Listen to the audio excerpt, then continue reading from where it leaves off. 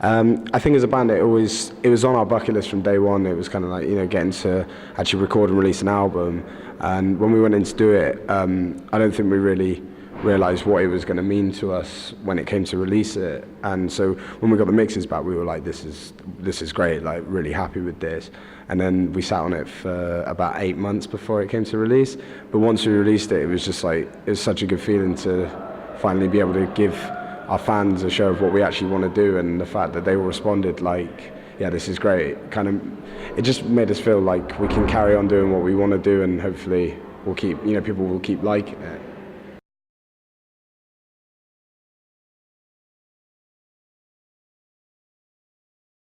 Because there was such a long time in between the last EP release and the album, I mean, we stopped trying to conform to one genre that we felt like we had to stick to, and started just taking influences from bands we grew up listening to, bands we love now, the records we always put on, when you want to listen to a record and you just your go-tos. We started taking influences from that. So I think the only thing we were afraid of was that people would say we'd completely changed our sound, but they didn't. A lot of people said you can see the natural progression, and some people thought we were going to go heavier, some people thought we were going to go way poppier, and in fact I think we went right down the middle, and that's why a lot of people are quite impressed, because we didn't just drop one thing to go to the other. We kind of just took it even further, what we were already doing.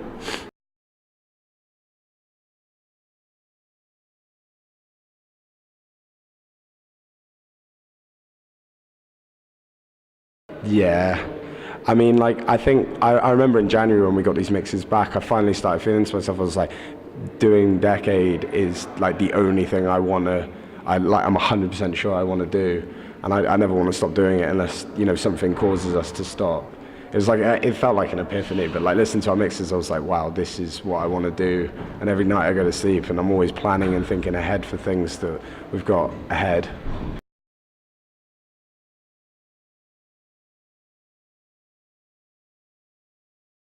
Yeah, I mean, I think we all listen to different music now, but I think some of the bands we can agree on, we all learned to play music or got into music from, were bands like Blink and Green Day. And I mean, I know that's kind of pop punk, but obviously, I remember listening to those bands and growing up on it. And then when I was 14, 15, completely obsessed, that's when my parents showed me stuff like the Sex Pistols and stuff, and you can see how the 90s sort of pop punk came from original punk and everything. So I mean, I think we all still love all of the bands that showed us how to play music, which was bands like Blink and Green Day and Weezer, and I guess they all come from punk rock.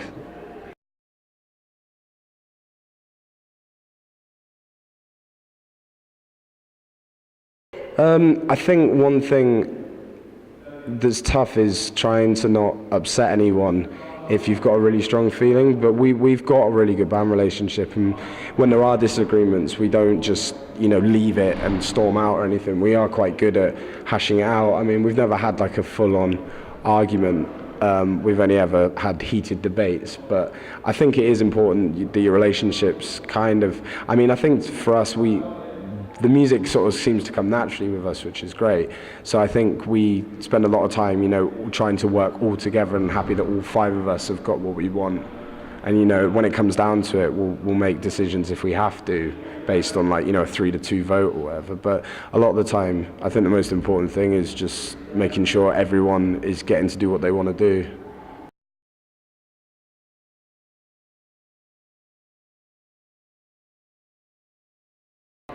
Yeah, he's quite, I mean, I know he does have a lot of opinions, and he's very good at expressing them, but I think in person he often, he is kind of a little bit sheltered, which, I mean, when we first started playing shows on stage, he didn't put out much of his personality, and it's taken him a long time to do it. But we've always said, it's not like he has a horrible personality and he needs to hide it. He just, I wouldn't want to be a front man, because I know what confidence it takes, but to see him out there and actually just being himself, it's that's great. That's the way it should be, and the way he should carry on being.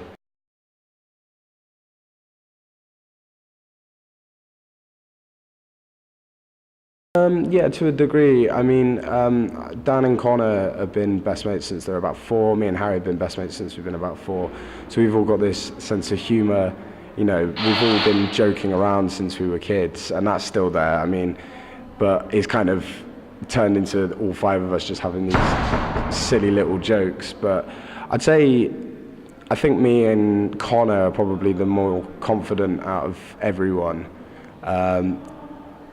But at the same time, I think being in this band and, you know, going on tour and meeting people in different cities and stuff has made us all come out of our shells more and feel more confident about stuff, including Alex as well. I mean,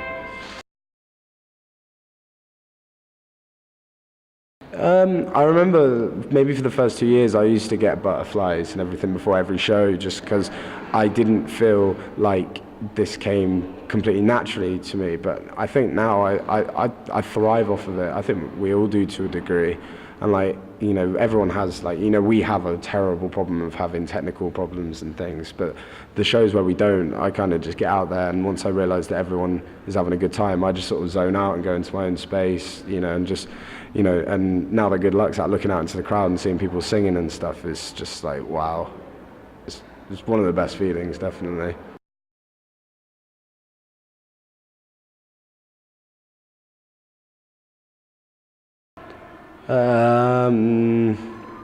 I wish I've got a bit of a temper.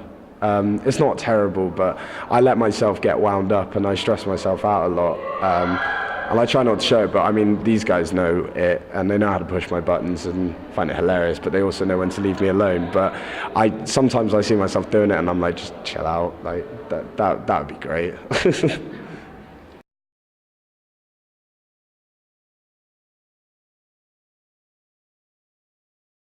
Yeah, I mean, sometimes I wake up and, especially when I'm at work rather than on tour, I wake up and I'm like, am I doing the right thing? And I used to get a lot more, like, this last year I feel more confident about what we're doing, but before we had a label and before we'd done the album, it was like, you know, we're putting a lot of pressure on this being something, and if it's not, then what are we going to do? But I've just kind of learned to just, you know, what's the point in worrying about something if you've got something right in front of you to do? You may as well just get on with it.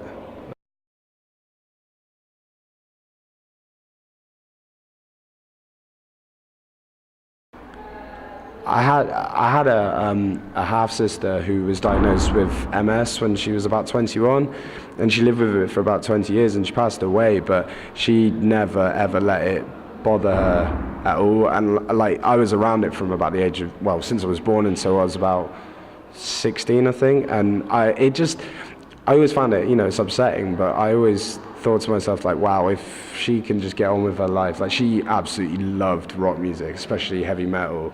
And I used to go around, she used to give me a tape, like, I remember her giving me Judas Priest and things like that, and I was just like, wow, this is cool. And I just remember, like, she never ever let it get her down, and like, I don't know, it's always just, I think it always said to me, like, I try and do a lot of things for other people, and I think, you know, I always thought to myself, if she can just get on with her life and still be merry, then I definitely can.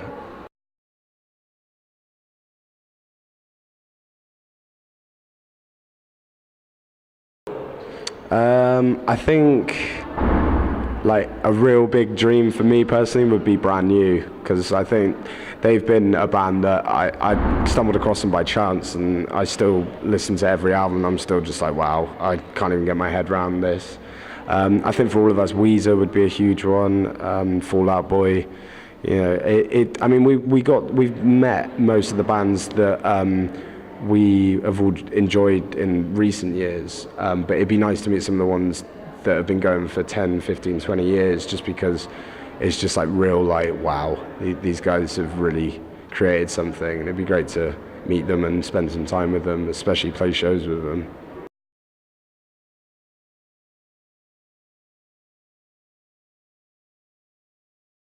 See, like with Brand New, for example, I know the singer doesn't like to talk about the band, so I think I'd probably actually ask him everything but about music. But I think with most of them, it'd just be nice to know what the influence and where or what was going on in their lives when they wrote certain albums or songs.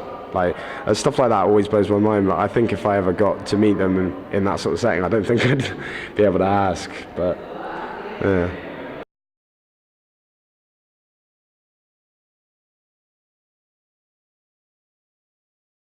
Thing is, like with our shows, I think good luck. And the Decade EP don't do us justice in terms of sound, and I really love it when we get off stage and kids tweet us going like, wow, Decade are awesome live. And it's like, that's great. I know we've always prided ourselves on our set choices and how tight we play them, but I think my most favourite thing is getting out there and playing it, and you can see people are just like, wow, this is loud and heavier than I thought. And I think that makes it appear that, like, you know, our performance is very solid.